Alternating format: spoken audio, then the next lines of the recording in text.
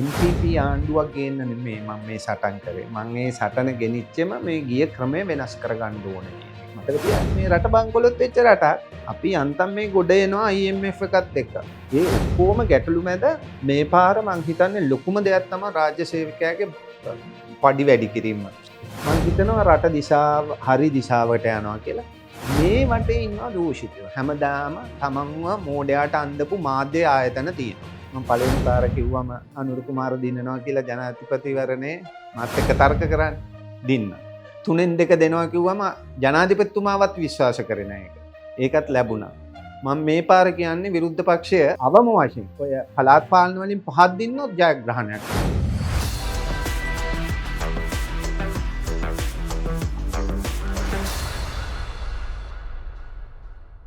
ආයුබෝවන් තවත් ටෝක් විත් බූ වැඩසටහනකින් ඔබ අප හමු වෙන්න යන්නේ.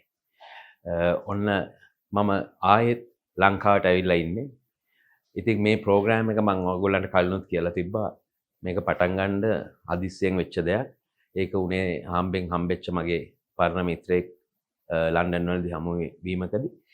ඉතින් ඔහුත් එක්ක එහෙදි කරපු පළවෙනි වැඩසටහන ගොඩක් වෛරල් වෙලා ඊට පස්සේ තමයි අපි මේ ප්‍රෝග්‍රෑම් එක දිගටම කරමු කියලා හිතුවේ. ඊට පස්සේ දෙවෙනි ප්‍රෝග්‍රෑම් එක යාක ලංකාවට ඇවිල්ලා කරමු කියලා දෙවෙනි එකකුත් කරලා දැන් තුන්වෙනි පාරට ආයෙත් මම ලංකාවට ඇවිල්ලා මගේ මිත්‍රයාට ගරුත්වයක් වශයෙන් තව එකක් අපි අත් එක්ක කරනවා. ආයිබන් කියලා පිළිගන්නවා මචං. අයිබෝවන්. ඉතින් කොහොමද තාත්තේ? වරදක් නැහැ ඉතින්. සීසන් එකනේ ඉතින් හොඳට ජොලි කළා. දැන් ඉතින් මහන්සි අරිනවා. අපි ඇත්තටම හම්බ වුණේ මේ පාර බිග් මැච් එක තිබ්බා ආනන්ද නාලන්ද. ඉතින් අපි හොඳ ෆන් එකක් ගත්තා.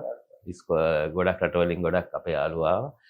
ඉතින් දැන් අද අපි මේ ප්‍රෝග්‍රෑම් එක කරන්නේ දැන් සංජීව ගැන අහනවනේ එක අය.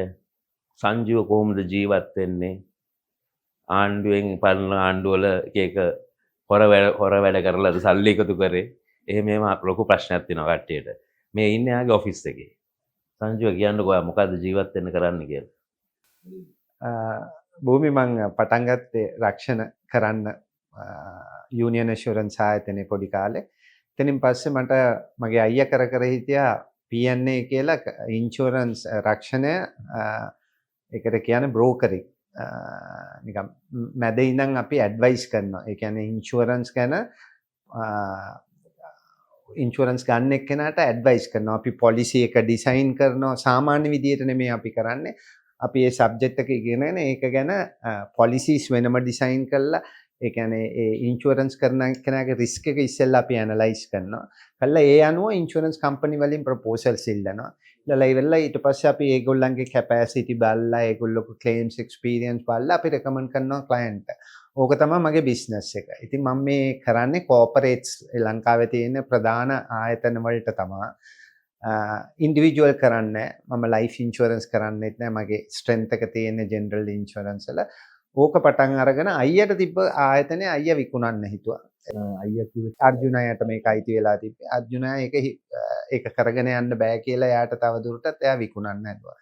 එතකොට ඇන්තනි පේජ් කියලා මහත්තයෙක් හිටියා කාගිල්ස් ගෲප් එකේ. ඒගොල්ලන්ට තමයි අපි විකුණන්න හැදුවේ.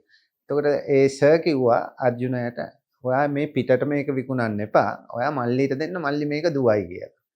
අයියා එතකොට කිව්වා එතකොට මං කිව්වා මම අතේ සර් සල්ලි නෑ අයියට මේක ගන්න එහෙම කියලා. එතකොට ඒ සර් තමයි කියා දුන්නේ ආයතනයේ තිබ්බ සල්ලි අර්ජුන අයියට ගන්න කියන්න අරගෙන ඉවිල්ලා ඔය ආයතනයේ බිඳුවේ ඉඳන් පටන් ගන්න කියලා. එහෙම පටන් ගත්ත ගමනක්. ඉතින් මං ඒක තමයි ඔයා එනකොට දකින්න ඇත්ත බිල්ඩින් එකේ පල්ලෙහා ඉන්නේ සර් ඇන්තනි පේජ් මහරජාගේ චෙයාමන් හිටියා. මගේ තාත්තා වේ 3 දෙනා තමයි මගේ ජීවිතේ අයියා හරිම ස්ට්‍රෙන්ත් එකක් අපේ පවුලටම අර්ජුන අයියා. ඊට අමතරව ওই 3 දෙනා තමයි මේ රක්ෂණ ගමනේ ඉන්න ශක්තිය. හොඳයි. අපි දැන් අපේ සුපුරුදු ටොපික් එකට යමුනේ. මේ ආණ්ඩුව ගේන්න NPP එක ගේන්න ලොකු සපෝට් එකක් දෙන්න වැඩ කරානේ. ඉතින් ඇත්තටම දැන් මාස ගාණක් ගෙවිලා දැන් ඔයාගේ මොකද්ද අලුත්ම කියවීම ආණ්ඩුව ගැන? මම මෙහෙමයි කියන්නේ භූමි. මම හරි සතුටෙන් ඉන්නේ. ඔයා කිව්ව වචනේ මම පොඩ්ඩක් නිවැරදි කරන්න ඕන. මං NPP ආණ්ඩුවක් ගේන්න නෙමෙයි මම මේ සටන් කරේ. මං ඒ සටන ගෙනිච්චෙම මේ ගිය ක්‍රමය වෙනස් කරගන්න ඕන කියන එක. කියන්නේ මේ රටේ තිබ්බ ඒ දූෂිත දේශපාලන සංස්කෘතිය කියන එක පළවෙනියට ගෙනාවේ ෆොන්සේකා මහත්තයා මේ සමාජයට. කවුරුත් ඕක කියන්න බයයි. හැබැයි ෆොන්සේකා මහත්තයා තමයි පළවෙනියට සමාජයට ඇවිල්ලා ඕක කිව්වේ. මොකද එතුමා හිතියේ නෑනේ දේශපාලන. එයා ඒක අඳුරගෙන ඒක වෙනස් කරන්න ආවේ. එදා ඒක කිව්වට පස්සේ තමයි ඒක තමයි අරගෙන බැටන් එක අරගෙන අපේ අනුර කුමාර දිසානායක මහත්තයා ওই ගමන ගියේ. එතකොට අපි දැක්ක ඒගොල්ලන්ගේ පැහැදිලි දැක්මක් තිබ්බා මේ රට බංකොලොත් වෙලා තියෙද්දි කැපවීම කළා ජනතා නියෝජිතයා මොන වගේ කෙනෙක්ද කියන ඒගොල්ලෝ අමුතු මතයක් හැදුවා සමාජයට. ඒක කරන්න පුළුවන් කියලා ඒගොල්ලෝ පෙන්වන්නවා කිව්වා. ඒක ඒගොල්ලෝ පෙන්නගෙන යනවා. මං හිතනවා සෑහෙන්න කැපවීම කරලා තියෙනවා දේශපාලඥයෙක් හැටියට ඒගොල්ලෝ. ඒ කණ්ඩායමක් හැටියට අපේ ගමන මතක තියාගන්න මේ රට බංකොලොත් වෙච්ච රටක්. අපි අන්තම් මේ ගොඩ එනවා IMF එකත් එක්ක. බංකොලොත් වෙලා විතරක් නෙමෙයි. IMF එකත් එක්ක අපි ඇග්‍රීමන්ට් එකක් ඒ කියන්නේ ගිවිසුමක් තියෙනවා. අපි වැඩ කරන්න ඕනේ මේ කොන්දේසි යටතේ කියලා. ඉතින් ඒ කොන්දේසි ඇතුලේ ඉඳන් අද බැලුවොත් එහෙම බජට් එක ඒගොල්ලන්ට කරන්න පුළුවන් උපරිම ජනතාවට දීලා ඒගොල්ලෝ උපරිම කැපවීම කළා මං හිතන්නේ මේ ගමන යනවා. මං ඒ ගැන බොහොම සතුටින් ඉන්නවා. ඒ අපි ගෙන ආව ආණ්ඩුව හින්දා නෙමෙයි ඒගොල්ලෝ ක්‍රියාකාරකම් ගැන මම බොහොම පැහැදීමකින් ඉන්නේ.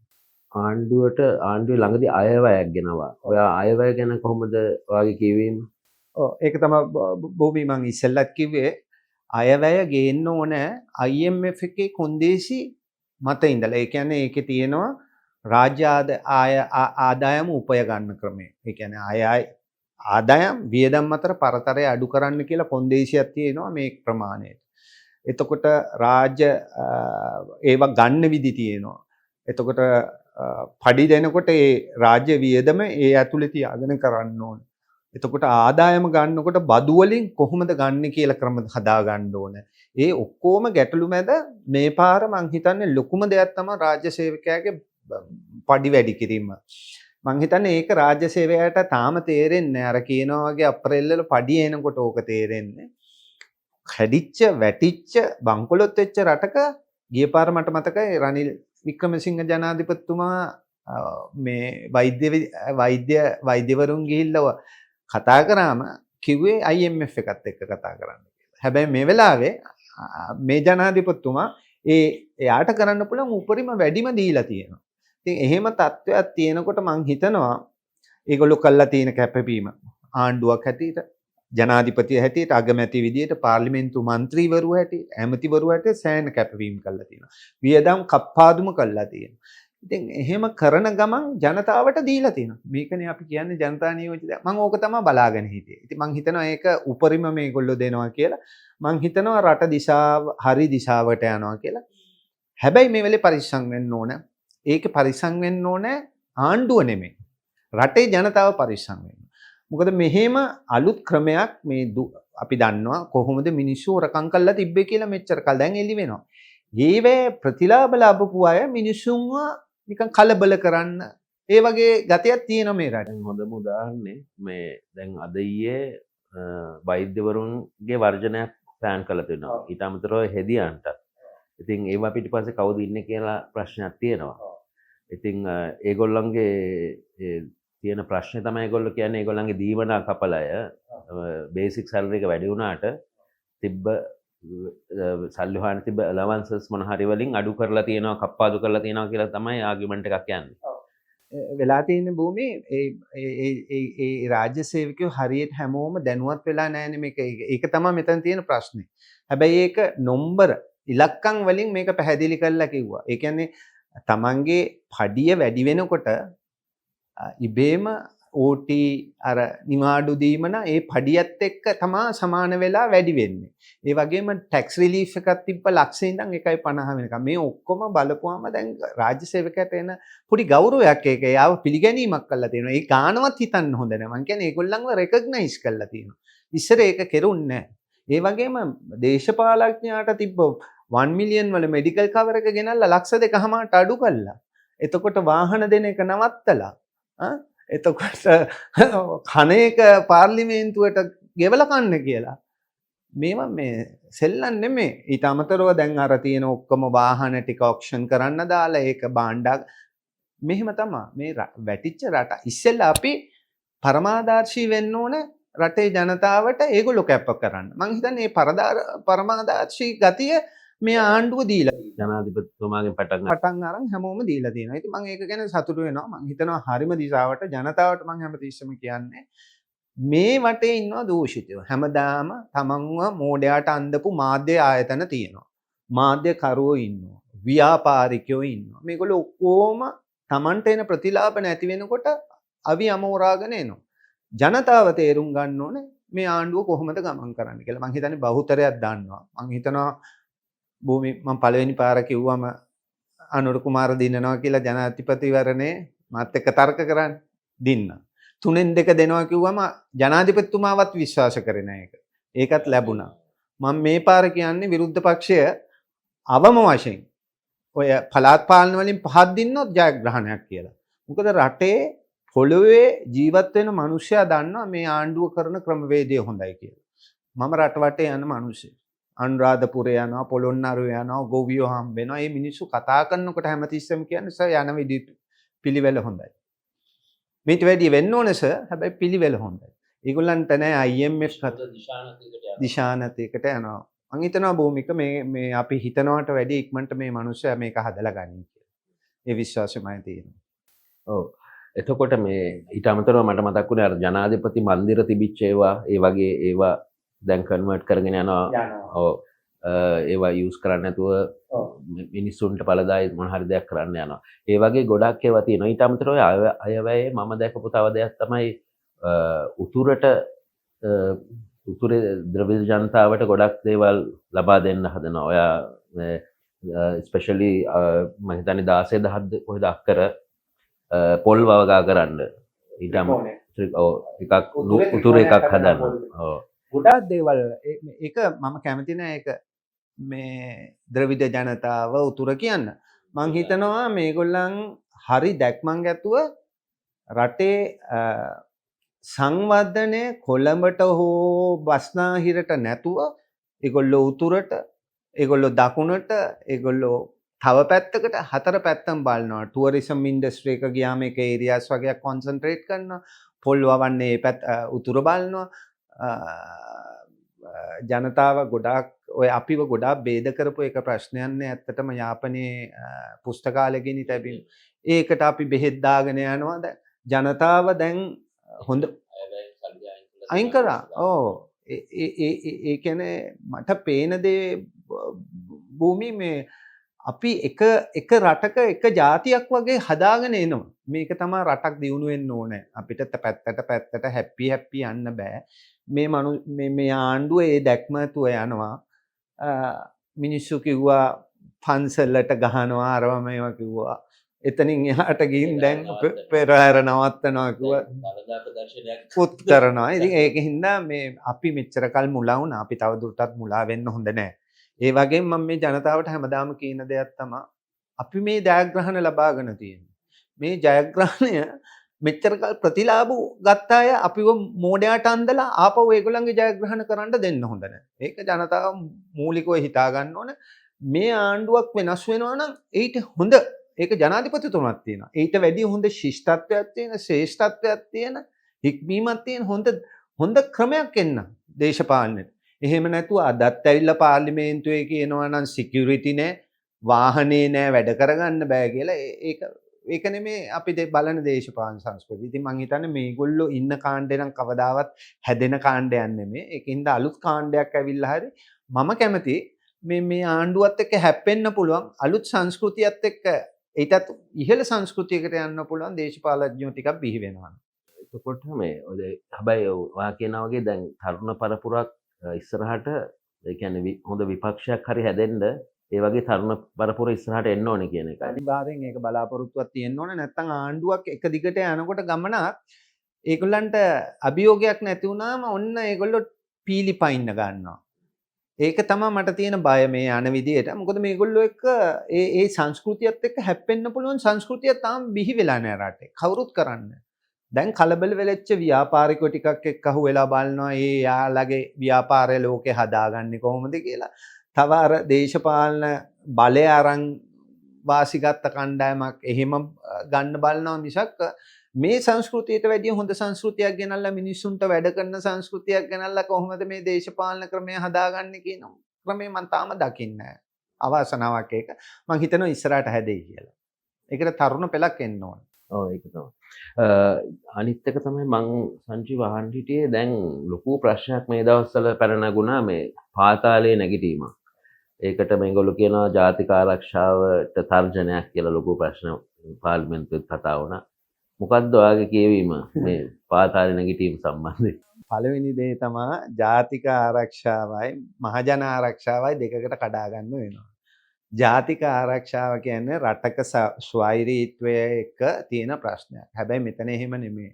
මෙතන වෙන්නේ මේ රටේ පෝෂණය කරපු මැර දේශපාලනයක් තිබ්බනේ. ඒකේ හිටපු පාතාලේ කාණ්ඩේ තමයි දැන් මේ ඉන්නේ.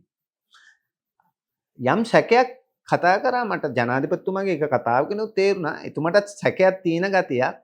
මේ දේශපාලඥයෝ පස්සේ ඉන්න අයද මේගොල්ලන්ව ආයි නැගිටලා ගන්න හදන්නේ මේ වෙලාවේ රටේ අස්ථාවරභාවය ඇති කරගන්න කියලා. හැබැයි මම දකිනවා මේ ආණ්ඩුවක් හැටියට ඒවට කලබල නොවේ. ඊටමත් බුද්ධිමත්ව. කාටවත් මොනවත් කියන්න බෑ. දේශපාලන තීන්දුව නෙමෙයි මේවා. මේක ඒකයි හරිම ලස්සන දේ. මම ඔය කතාවල මම අහගෙන ඉන්නකොට මේ දේශපාලඥයෝ විශේෂයෙන් ජනාධිපතිතුමා ආවම කියන්නේ අපි ඒගොල්ලන්ට ඒ වගේ අපි දේශපාලනය අතහැරලා තියෙනවා. ඒගොල්ලන්ට රස්සාව කරන්න තියෙනවා. රස්සාව කරන්න පුළුවන් අය අපි තියා ගන්නවා. රස්සාව කරන්න නැති අය යන්න ඕනේ. එච්චරයි. ඒක තමයි ඕක තමයි රටක ආණ්ඩුවක් කරන්න ඕනේ. රටක් දුවන්නේ රාජ්‍ය සේවයෙන්. ඒ රාජ්‍ය සේවයට වැඩ කරන්න ඒ අවශ්‍ය ශක්තිය දෙන්න ඕනේ රටේ නීති හදලා ඒ වැඩ ටික කළා. එහෙම නැතුව මේගොල්ලෝ ගිහිල්ලා හොරු අල්ලන්න බෑනේ. මේගොල්ලන්ට ගිහින් පතාලේ කරන්න බෑ. ඒකට වෙනම අත තියෙනවා. හැබැයි ඒවට අත ගහන්න දෙන්න එපා කාටවත්. මම හිතනවා මේ ක්‍රමයේ යන හින්දා මේවත් ඉවර වෙයි. දැන් හැමෝම කලබලයි ඉන්නේ. දේශපාලන වශයෙන් අසරණ වෙලා එතකොට ඔය පතාල කණ්ඩායම් අසරණ වෙලා තියෙනවා. ව්‍යාපාරිකයෝ ටික අසරණ වෙලා. මොකද දේශපාලන බලෙන් දිව්ව මේ කාණ්ඩ ඔක්කොම එක්ක අහු වෙනවා. ඒකට කලබල වෙන්න හොඳ නැහැ.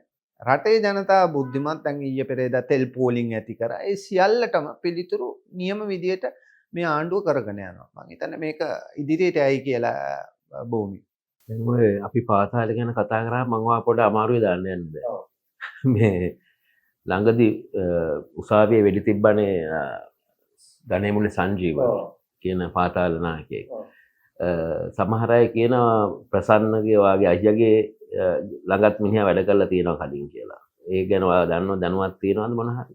භූමිකමයි ප්‍රසන්න අයියාගේ සම්බන්ධයක් නෑ. ඔයාම දන්නවා අවුරුදු ගානක ඉඳන් අයියලා වෙනම ජීවත් වෙන්නේ මම වෙනම ජීවත් වෙන්නේ. මම අයියලාගෙන් යැපෙන්නෙත් නෑ අයියලා මගෙන් යැපෙන්නෙත් නෑ. මම මේ මගේ ව්‍යාපාරය කරගෙන මම මේ ව්‍යාපාරට හරි ආසයි. මොකද මේ ව්‍යාපාරයේ සම්පූර්ණයෙන්ම භූමි රැඳෙන්නේ විශ්වාසය මත. ඒ කියන්නේ අපිට මොන හේතුවක් නිසාවත් වැරද්දක් කරන්න බෑ මේ රක්ෂණ ක්‍රමයේදී. මගේ ඇඟට ආවේ මේ බිස්නස් එකත් එක්ක තමයි මගේ ක්ලීන්නස් එක. අපි ක්ලීන් වෙන්න ඕනේ. දැන් මේ රටත් ක්ලීන් වෙන්න ඕනනේ. ඒකයි මම ඒ ක්‍රමයටත් කැමති. මේ දුවන වැඩපිළිවෙල මගේ ජීවිතේ දුවන්නේ මේ අපි පිරිසිදු වෙලා ඉන්න ඕනේ අනික් අය පිරිසිදු කරන්න. ඒක තමයි මේ මං හිතන්නේ මේ බැඳීම් මට ඇති වෙන්නේ. මං රක්ෂණයට ආසයි. ක්‍රිකට් වලට ආසයි. මහත්මා ඉස්සර කිව්වේ මහතුරුන්ගේ ක්‍රීඩාව. රක්ෂණය කියන්නේ හරිම විශ්වාසය. ඒ කියන්නේ මේ මං ගිහිල්ලා කියන එක මේ මිනිස්සු විශ්වාස කරනවා. මං බොරුවක් කිව්වොත් මාර ප්‍රශ්නයක්. මොකද හැමදාම හින්දින්නේ නැහැනේ බොරුව. ඒ විශ්වාසය මං ගොඩ නැගලා තියෙන්නේ මගේ ක්ලයන්ට්ස් අතර. මං හරියට මහන්සි වෙනවා රායත් ඉස්ස පොලිසි බලනවා. මගේ නියම ටීම් එකක් ඉන්නවා. අපි එහෙම තමයි වැඩ කරන්නේ. ඒ වගේම තමයි මම මේ දේශපාලන සංස්කෘතියට කැමති. මේක ක්ලීන් වෙන්න ඕන. අපි අනික් මිනිහා ගැන හිතන්න ඕන. අපේ සමාජ ප්‍රශ්නයක් තියෙනවා. 77න් පස්සේ අපි හැමෝම සල්ලි පස්සේ දුවනවා මිසක් හරි දේ වෙනුවෙන් පෙනී සිටියේ නැහැ. දැන් මම හිතනවා මේ සංස්කෘතිය වෙනස් කරන්න අධිකරණයතුමත් කියනවා. මම දවසක් ඉන්ටර්විව් එකක අහගෙන ජනාධිපතිතුමත් ඒකම කියනවා. ඒ කියන්නේ ඒගොල්ලන්ගේ දැක්ම එකයි. ඔය දැක්ම තමයි මේ ආයතනෙත් මන් තියාගෙන යන්නේ. මගේ ටීම් එකෙන් ඇහුවොත් හැමෝම කියන්නේ එච්චරයි. සල්ලි නෙමේ එක විශ්වාසය අපේ. ඕක තමයි අපේ මොටෝ එක මේ කොම්පැනියේ මුදල් නෙමේ විශ්වාසය. මේ පාර සතයක් හම්බුනේ නැතත් පෙළක් දේවල් කරනවා ඒ විශ්වාසය දිනා ගන්න. අන්න ඒ වගේ තමයි රටකත් ඒ විශ්වාසය අනිත් මිනිහට උදව් කරන එක. ඕක තමයි අපේ තියෙන්න ඕනේ.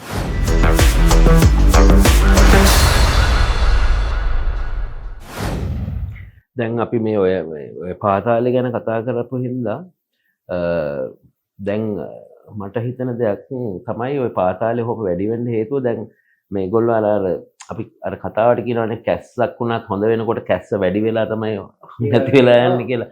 ඒ වගේ දැන් ඒක පීක් එකට ඇවිල්ලා කියලා. මොකද දැන් දේශපාලන ඇඟිලි ගැසීම් මුකුත් නැහැ පාතාලේ සපෝට් කෙරෙන්නේ.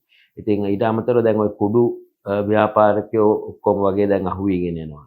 ඉතින් මං හිතන්නේ මේගොල්ලෝ දැන් පීක් එකට ඇවිල්ලා මේ දැන් ඒගොල්ලෝ මරා ගන්න සත්‍යයක් තමයි තියෙන්නේ නේද? එහෙම එකක් නේද? බොහොම පැහැදිලිනේ.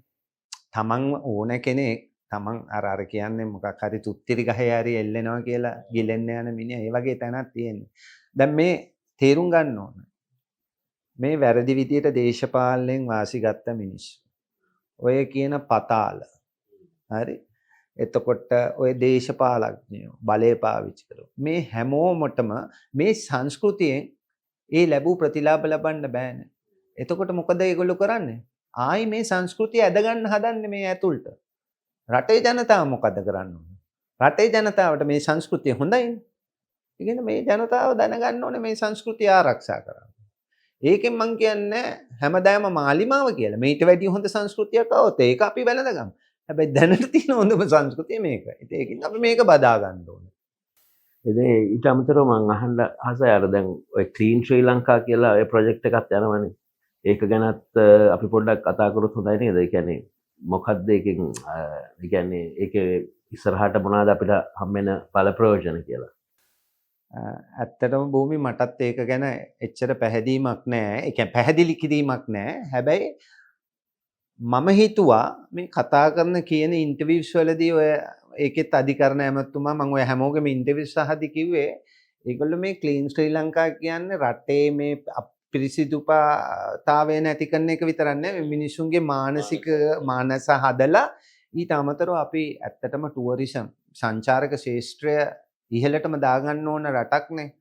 ඒක සඳහා මිනිසුන්ව පෙළගස්සනවා කියලා. මොකද අපි සංචාරකයෙක් ආව මේ මිනිස්යාට සලකන විදිය ඒ ව්‍යාපාරේ විතරක් නෙමෙයි මිනිහි කතා කරන විදිය ඒ හැමතැනම වෙනස් වෙන්න ඕනේ. එතකොට අවට පරිසරය ලස්සන වෙන්න ඕනේ. ඒ ටික කරන දැන් මම දැක පහුගිය කාලේ මුහු වෙරළ කරා. ඒ වගේ ඒවා. හැබැයි එතනින් එහාට ගිය ලොකු දර්ශනයක් තියෙනවා. ක්ලීන්නේ. ක්ලීන් කිව්වම හොරකම මැරකම ක්ලීන් කරන ගම රටේ පරිසරයත් ක්ලීන් කරලා දෙන ගම මේ රට හදන ක්ලීන් එකක් වෙන්නේ නැති කියලා මං හිතනවා. ඉතින් ඒකට මම නම් එච්චර හොයන්න ගියේ නෑ. මොකද අපි හැමතිස්සෙම අපෙත් වාට ආයතනයට ආවම තේරෙන්නේ නැති වෙරි ක්ලීන් එකේ තමයි ඉන්න හදන්නේ. ඒ සිස්ටම් එකේ තමයි අපි යන්නේ. එතකොට මම අහන්න හිතිය ඔයාගේ තව ඔයාගේ දැන් ඔය අපි දේශපාලනයෙන් එළියට ඇවිල්ලා කතා කරොත් ඔයාගේ ක්‍රිකට් සම්බන්ධයෙන් දැන් තව මොන හරි මේ දවස්වල කරනවද? තාම කෝචින් කරනවද? නෑ මං අවුරුදු දැන් අයින් වෙලා 4ක් වෙනවා භූමි. ක්‍රිකට් වල මං කරේ මන්ට ආනන්දේ ඉස්කෝලේ මගේ ඉස්කෝලේනේ උඹේ මගේ ඉස්කෝලේ. ඒ දවස්වල ක්‍රිකට් හොඳටම සවුත් වෙලා ටියර් 2 ඇටිලා තිබ්බා. මගෙන් ඉල්ලීමක් කරා එදා හිටපු විදුහල්පතිතුමා ඇවිල්ලා පොඩ්ඩක් උදව් කරන්න කියලා. ඒකට මං ගිහිල්ලා අවුරුදු 2ක් කෝච් කරා. කරලා ඉවරලා ඊට පස්සේ මං හිතුවා මේක මං කරන එක හරියන්නේ නැහැ. මේකට ප්‍රොෆෙෂනල් කෝච් කෙනෙක් ගේන්න ඕනේ කියලා මං ඒකට අවශ්‍ය සල්ලි ළමයිට බාණ්ඩ ඒ ඔක්කොම මුදල් හොයලා මං ඒක කළා දුන්නා. ඉස්කෝලෙන් ළමයින්ගෙන් සල්ලි ගන්න එක නැවැත්තුවා. මං හැදුවා ඇකඩමියක් ළමයි 60යි කෝච්ලා 3යි ඒගොල්ලන්ට 20 ගානේ දීලා ඒගොල්ලොන්ගේ ඇනලිස් එකක් කරනවා හැම අවුරුද්දෙම සිස්ටම් එකක් හදාගෙන ගියා. හැබැයි අවුරුදු 4ක් කරගෙන ගිහිල්ලා අපේ ටීම්ස් ආවා සෙමි ෆයිනල් එහෙම හොඳට ආවා. හැබැයි අවසානයේ ඒ අතර මං ගිහිල්ලා එතකොට හිටිය අපේ මං සභාපතිතුමා හැටියට පත් කරගත්තේ රංජිත් පණ්ඩිතගේ මහත්තයා. එයයි මම ගිහිල්ලා ක්‍රිකට් බෝඩ් එකට කතා කරලා ග්‍රවුන්ඩ් එක හදන්න ලෑස්ති කරගත්තා. ඒගොල්ලෝ හදලා දෙන්නම් කිව්වා සම්පූර්ණයෙන්ම අපිට. ඒ ඔක්කොම ලෑස්ති කරලා ඉතින් අලුත් විදුහල්පතිතුමා ආවා. එතුමා කිව්වා නෑ ආනන්දේ ඕනෑම ළමෙක් තෝරන්න නෙමෙයි ඕනෑම ළමෙක්ට සල්ලි තියෙනවා නම් ක්‍රිකට් ගහන්න අවස්ථාව දෙන්න ඕන එක. ඒ කියන්නේ නොකියා කිව්වේ සල්ලි එක්කව කරන්න ඕන කියලා. ඒ මීටිමේම මම නැගිටලා කිව්වා මම ඒකට එකඟ නෑ කියලා. හැබැයි මං දන්න දෙයක් තියෙනවා. ඉස්කෝලේ අයිති විදුහල්පතිතුමාට. අපි කොච්චර ඕල් බොයිස්ලා වුණත් ඒකට ගරු කළා මං කිව්වා මම මේක තව දුරටත් කරන්නේ නෑ කියලා මං අයින් වෙලා ඒ කමිටුව එකෙන් අනික් සර්ලා ඔක්කොම ඉන්නවා. ඒගොල්ලෝ ඉද්දි මම අයින් වුණා. දමිත කියලා යාළුවෙක් හිටියා එයා අයින් වුණා. ඔය 3-4 දෙනෙක් අපි අයින් වුණා. ඒක අයින් වෙලා ඒගොල්ලන්ට දීලා දැන් පැත්තකට වුණා. දැන් ඉතින් මං ක්‍රිකට් එක්ක සම්බන්ධ නැහැ. මට ආයි ක්‍රිකට් එක්ක සම්බන්ධ වෙන්නෙත් ඕනේ නැහැ. ඉතින් මේ ඒ අවුරුදු 4 ඇතුළත තමයි මම මේ බිල්ඩිම හදලා මගේ වැඩ ටික ඉවර ගත්තේ. නැත්නම් මං එතන ඒ ඔක්කොම මං කියන්නේ ඒකයි මට උඩ ඉඳන් එක්කෙනෙක් බලාගෙන මාව කරවනවා කියලා මං හිතන්නේ. එතකොට හැබැයි දැන් මේ වෙනකොට නාලන්ද ටීම් එකත් එක්ක දැන් මේ පාර බලද්දී අපේ ටීම් එක ටිකක් පසුපසින් ඉන්නේ වගේ එකක් තියෙනවා. ඒ කියන්නේ කඩාවැටීමක් තියෙනවා කියලාද ඔයා හිතන්නේ? නෑ මං හිතනවා අපේ ටීම්ස් හොඳයි. මම හිතනවා අපේ අයගේ ප්‍රැක්ටිස් සෙෂන්ස් එහෙම තාම මං හිතන්නේ ඒ ලෙවල් එකට නෑ. අනික මම එකයි කිව්වේ මං පිටින් ඉස්කෝලේ වලින් ළමයි ගන්නවට විරුද්ධයි. මං කිව්වේ එක්සෙප්ෂනල් කේස් එකක් ගේන්න. කමන්නේ. හොඳ ළමෙක් ඉන්නවා. නැෂනල් ලෙවල් යන්න පුළුවන් ආනන්දෙට. එහෙම නැතුව ළමයි 3-4 ගෙනල්ලා පොඩි කාලේ ඉඳන් ගහපු ළමයට ගහන්න බැරි වෙනවනම් වැඩක් නැහැනේ. ඕවා තමයි මගේ තිබ්බ ප්‍රතිපත්තිම ප්‍රශ්න උඩ තමයි මං අයින් වුනේ. ඒගොල්ලෝ ඒවා පිළිගත්තේ නැහැ. ඒගොල්ලන්ට ප්ලේයර්ස්ලා ගේන්න ඕන වුණා. ඒවත් එක්ක මං හිතුවා මේක හරියන්නේ නැහැ කියලා අයින් වුණා. අද ටීම් එකේ ගහන ළමයි ඉන්නවා මම පර්සනලි දන්න ළමයි 4 දෙනෙක් ඉන්නවා. මේ 4 දෙනා කවදා හරි ලංකාවට ගහන්න ඕන හරියට ගමනක් ගියොත් කියලා. මම විශ්වාස කරනවා. ආනන්ද ටීම් එකේ ඉන්නවා ළමයි 4 දෙනෙක් අනිවාර්යෙන් ගහන්න ඕන ලංකාවට ඉවර කරනකොට. ඔය ඇකඩමියේ ඉඳන් හදන් ආපු ළමයි. මන්ද පෙලක් ළමයි දෙන්නෙක් විතර මිස් වෙලා තියෙනවා මැදදී. අද නැත්තම් එතන හිටිය එක ළමෙක් ගහන්නම ඕන ලෙෆ්ට් ආම් ස්පිනර් කෙනෙක්. ඒ ළමයා එහෙම දැන් මොනව වෙලාද කියලා මන් දන්නේ නැහැ. මම මැච් එකට ගියාමයි දැක්කේ ළමයා නැහැ කියලා. මං අහන්න යන්නෙත් නැහැ මට අදාළ නැති හින්දා. හැබැයි ක්‍රිකට් හොඳයි. ආනන්ද හැමදාම ක්‍රිකටර්ස්ලා හදතයි. පිටින් ගේන්න ඕනේ නැහැ. එක්සෙප්ෂනල් කේස් එකක් ගෙනාවට මට ගැටලුවක් මං හිතන්නේ නැහැ ඒකේ වැරද්දක් තියෙනවා කියලා. ඒ කාලෙත් මාවන්ලා. හැබැයි ඒ වයසේදී ගේන්න ඕන. ගෙනල්ලා ඉවරලා අපේ සංස්කෘතියත් එක්ක හදලා ක්‍රිකට් ටික යන්න ඕන. මේකේ වැදගත්ම දේ කෝච්ලා ගන්නකොට ආනන්ද පරණ අය ගන්නවට වැඩිය හොඳ ප්‍රොෆෙෂනල්ස්ලා තෝරලා ඒ වැඩේ කරා නම් හොඳයි. මොකද ආනන්ද ඕල් බොයි කෙනෙක් ආව ගම ඒ සම්බන්ධතාව උඩ ඒගොල්ලන්ගේ යාළුවෝන්ගේ දරුවෝ එනවා. ඕක නවත්ත ගන්නම ඕන. ඒ ටික හරියට ප්ලෑන් කරලා ඩිසිප්ලින් කරොත් වැඩේ ගොඩ දාගත්තා. මට මතකයි මම මේ සිද්ධියක් ඔයා කෝචින් කරන කාලේ අපි හම්බෙච්ච වෙලාවක මම ඔයාට ඉන්විටේෂන් එක දුන්නාම යාළුවෙක් ගෙදරට එන්න කියලා. ඔයා පොඩ්ඩක් කැමති වුණේ නැහැ මචං මට මං ආස නැහැ වගේ තැන් වලට යන්න කියලා. ඉතින් එහෙම හැමෝම කරන්නේ නැහනේ. ඒ ගැටලුවන්නේ ඒකයි. ඒ කියන්නේ කොන්ෆ්ලික්ට් ඔෆ් ඉන්ට්‍රස්ට් අපි කොච්චර නිවැරදිව කරත් අහක ඉඳන් බලන මිනිස්සයා හිතනවා අපි ගැන වැරදියට. ඉතින් එහෙම ගොඩක් හරි පරිස්සමින් කරේ. භූමින්ද මං ගොඩාක් දේවල් මගේ ජීවිතේ සැක්‍රිෆයිස් කරා. මගේ යාළුවා ආශ්‍රය නැති වුණා ඒ කාලේ. හැබැයි දැන් මං හරි සතුටින් ජොලි ඉන්නවා ඉතින්. ඒක හොඳයි. හොඳයි. ශ්‍රී ලංකා ක්‍රිකට් ගැන මොකද මේ වෙනකොට ඔය කියවීම? අපි සෑහෙන පසුබෑලා තියන්නේ ලංකාවේ ක්‍රිකට් නේද? ඒ කාලෙන් එක්ක බලද්දී ගොඩාක් පසුබෑලා. සනත් ඇවිල්ලා යමක් කරන්න හදනවා. හැබැයි මං විශ්වාස කරන්නේ සනට්ට ඕක තනියම කරන්න පුළුවන් කියලා. ඒකින්ද මේක හැමෝම එක්කහු වෙලා මේක වැඩේ හදන්න ඕන. මේ දේශ අර ක්‍රිකට් පොලිටික්ස් කියලා જાතියකුත් තියෙනවානේ.